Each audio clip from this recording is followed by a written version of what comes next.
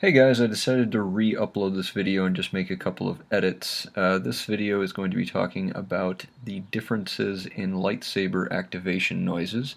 As some of you may have noticed, lightsabers activate with different noises throughout the Star Wars films. This is an in-depth exploration of why that might be. So some of you may have noticed that lightsabers have different noises when they turn on. Some make this noise. Some make this noise, and some sound like this.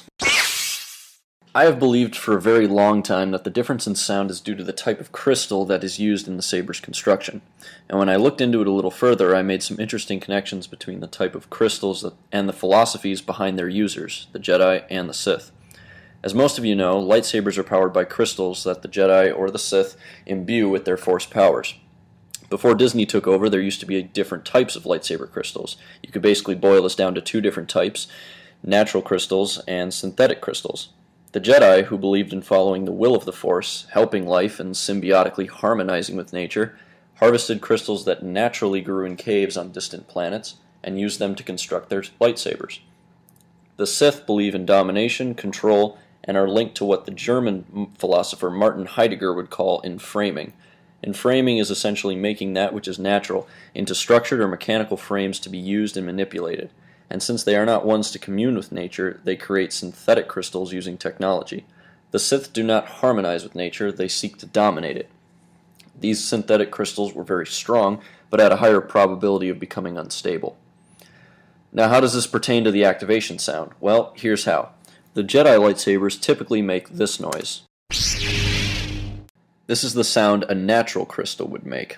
The Sith sabers typically make this noise.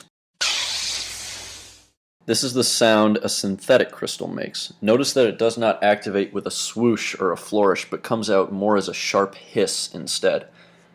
Then there is the third sound. This is the sound first used for Luke's green lightsaber in Return of the Jedi, but has since been used for other lightsaber sounds since then. This sound comes out much faster with a snap followed by a hiss. Note the hiss, however. Luke's creates a hiss at the very end, much unlike a Jedi's saber. This is because Luke's green saber uses a synthetic crystal, which he made in Obi-Wan's hut on Tatooine with a blast furnace while in his isolation not long before the start of Episode 6.